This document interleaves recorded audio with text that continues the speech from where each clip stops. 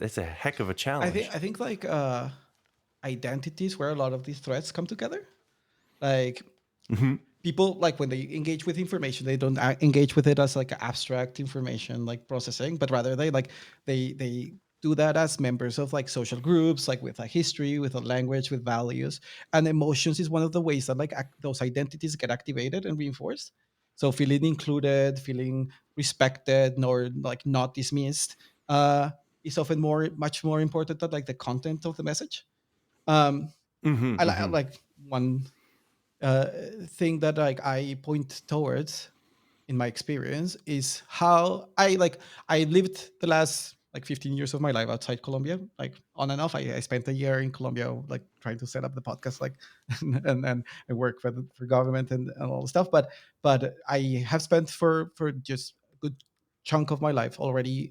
Like I left the country, and my identity as Colombian, like I grew up, like was born there, grew up there, is tenuous at best. But every time there's like a Colombian scientist in the news, or I hear about like, oh, the Colombian scientist involved in such and such research, like there's something that like I feel like it's like a little Like a butterfly, a little pride. pride, a little like Yeah. excitement, like someone from a place where like there's not a lot of money for science, like gets, I don't know, to like a big institution and he published a big paper and people are talking about it. Like I feel it, and that's because like my history and my language and all the stuff that I carry with me from my experience is tagged to that in a way. My identity is still there. Like I Hmm. still, again, despite the fact that like I have lived abroad for quite a while and like it's tenuous at best, I still get excited. The same with like the national football team. Like I don't watch a lot of football, but when Colombia plays, I get excited. Same thing. Yeah. So Yeah. Yeah. from this perspective, like you can think of science communication as always like identity work. Like science communication always signals like who belongs, who is an insider, who's an outsider, who's like part of the group. um and then going back to the emotion thing, like the research that I've carried out like suggests that like there are certain emotion tones that are powerful, but they can also implicitly exclude certain groups, because like certain people are just, from their backgrounds, from their history, are not gonna feel necessarily the same as others. I think about it like in terms of like I watch Rick and Morty, the TV show, with Love my it. wife. Yeah. I love it. Like I grew up with sci-fi. I read a lot of sci-fi books, sci-fi movies, like you name it. And there's a lot of these references, like, and that is like the meta-textual level that I enjoy the show. My partner couldn't care less about like any of these things, and she likes it. Like I think she watches this sometimes with me, this because like I like it, but she enjoys other things. She enjoys like the family dynamic, the family relationship, because that is like the thing that she like that kind of show taps into in her Yeah. experience. And that's the same for like absolutely everything. Like when we put out a piece of content out there, whether a essay or like a video art, like or a movie or whatever, like people are gonna engage with it in so many different ways because their experiences in lives are different. So Hmm. thinking of like identity, uh not as something like, oh well, target demographic is like you name a hidden figure, so like African American women, uh but Hmm. rather like understand that like that there is a history, like not like a lived experience there, that like we can actually engage with through art, through science communication, through visuals, through stories, through narrative. uh I think like a way that the best way to think about it is trying to really put yourself in the shoes of the other person. Like the worst cliche in the world, but putting yourself in the shoes of other people that have had different experience that you've had. And if you're not able to put yourself in those shoes, like you're probably not the best person to be communicated about a certain topic to a certain group. But is trying to engage on your own work from different perspectives and try to see how different people are engaging with it, and try to learn from that and grow from that and like move forward, trying to like engage different people.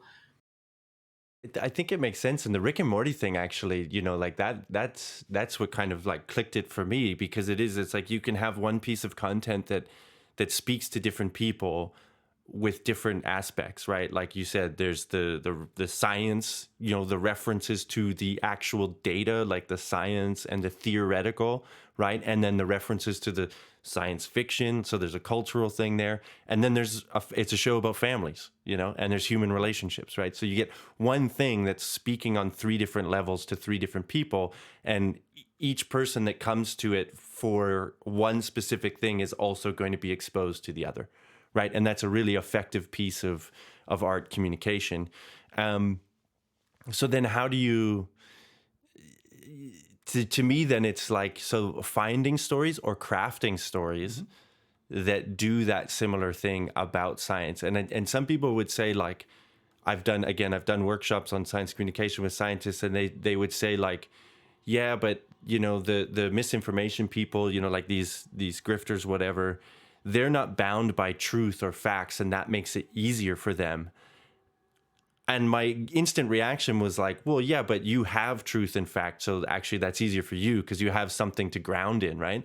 But getting to the point that maybe the stories that we tell, these biographical stories about whether it's underdog scientists, hidden figures, whatever, or the big scientist, the Einsteins or whatever, the Newtons and all of this stuff, and trying to play their underdog narrative or whatever.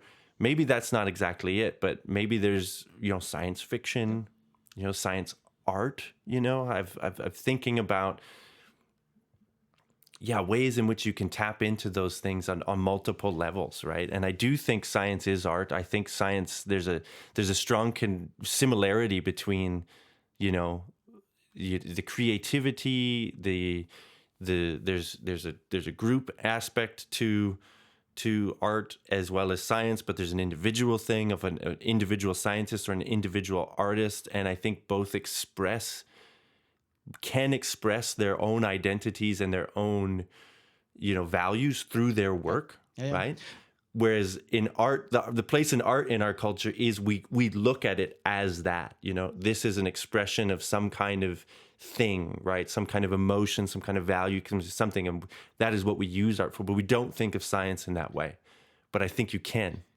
Yeah, actually, like the it's really funny that you like mention like the people that provide misinformation, they're not like attached to facts, and they have like a distorted view of quote unquote reality. But like science fiction authors also, like they like there's science Yeah, yeah, fiction yeah, is very flexible with facts and stuff, and then people who like rub me the wrong way are those like Neil deGrasse Tysons of the world that like go through, like they watch, I don't know, some the Matrix, and they're like, well, actually the human yeah, mind is not a battery because it only produces such and such voltage, and like you yeah, can yeah. like, because like first, who the fuck cares, but also like but also no, like that it's story, it's a science fiction, like it's fiction, like there's like an element of you Yeah. play around with, and science fiction. It's about a broader theme. It's about a broader, topic. You're using science to highlight some broader thing. It's like the battery thing is just the low hanging fruit of, like, let me sit here and be someone who knows more than A little everybody bit else, right? pedantic. Like, Yeah, yeah, I it's don't like that such a either. bad attitude. But that's the thing. Like, and you talk to like people that don't think of like science fiction, science communication. Like, because it's fiction. It's not really. And I Hmm. think that the lens through which a lot of people like around the world like filter science and think about science in their everyday lives has to do with science fiction, with I don't know, you name it, with the Matrix, with the Terminator, with like and those depictions, and like I'm fascinated by that work. David Kirby is like one of those researchers that like has looked into that. Those depictions are usually like either super negative, where like it's the end of the world and scientists, or is that like rah Hmm. scientists know the solution, like Independence Day, those scientists find how to Yeah, like hack yeah. the alien like spaceship, and like as maybe like the bomb explode. Like there's very like stereotypical patterns through which science gets represented, but it's reaching like broad audiences. It's like talking to people from all walks of life. It's like all sorts of people are watching these films, and they're taking different messages about like science and the science role of sciences of society, how science works. They're taking different messages from it, and again, like there's no one silver bullet, because like there's so many different ways of being in the world. There's so many different cultures and experience. Like people have had so many different experiences in life that like, yeah, some people are not going to resonate with some things, some people are going to resonate with others, but just being more playful and active, and just the idea of like uh bringing perspectives of people who don't that haven't had the same experience as us. I was fascinated by the conversation that we had in Brussels, uh, when one of the you asked the audience. It was, I don't know, maybe 50 people that were there, 40, 50 people, Hmm. and you asked like where in Belgium they were from, and there was like 90% Flanders, 10% Brussels, and like the rest of the country was not represented, or like was Hmm. very little minimal representation of the rest of the country. And that is what I see like everywhere in my science. Like I teach science communication, and in my courses, like most of the people in my course have like, I don't know, like white, quote unquote, white backgrounds. Like you don't see like Hmm. a Western lot, like you see European, European, Western, exactly, whatever. Yeah. like kids like with immigrant backgrounds, for example. Like I have had a couple. I'm really always happy to see people with like names that are like Turkish or Arabic, or they have like, and you see that like they come from a uh, migrant, like second generation, third generation background, uh, and but you like they're always like a super minority. Like they're not consistently like there in the courses. Like it's usually like white upper middle class kids that like science, and their parents like science, and they went to the science museum, that they might be interested in this kind of stuff, which is fine. Like I want them to also talk about like the things that they're interested in and what they like, but they cannot be the only ones talking about like science in our societies, because like again, as you reflected at the beginning, science is something that like touches all of us uh in many different ways, that like invisible, visible, and uh just getting more people to like at least acknowledge that I think I would move the needle forward quite a bit. But yeah, so that's a big Yeah. ask.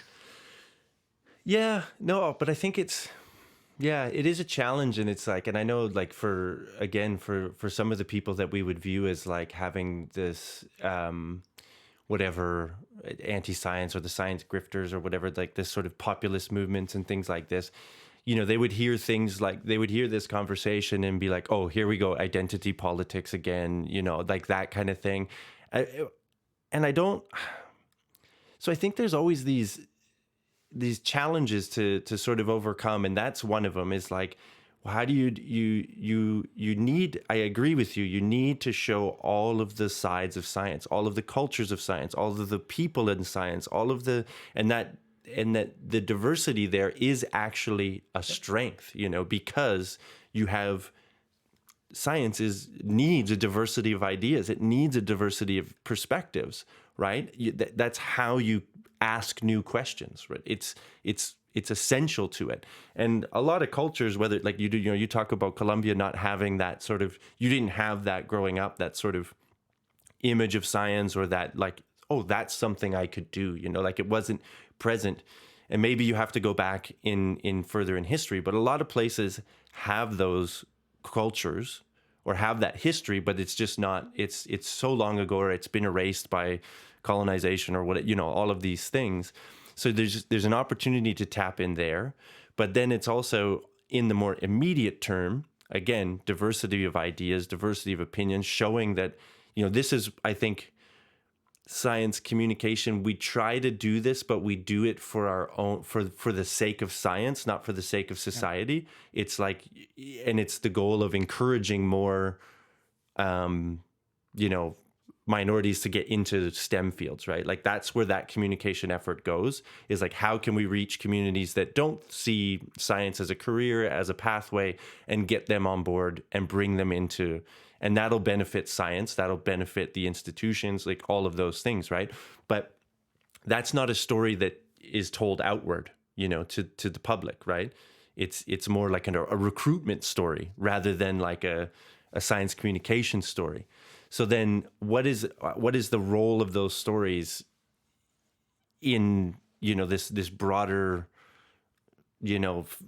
job of let's get science like if we had to put a broad category or a broad goal for science communication, it would be, I think, an appreciation of the process of science and the products of science, like what it does for our society, so that we can view problems that we have, societal problems, ecological problems, technological problems, with the lens of the process of science, so we can come to the best Yeah, solution, yeah, yeah. right?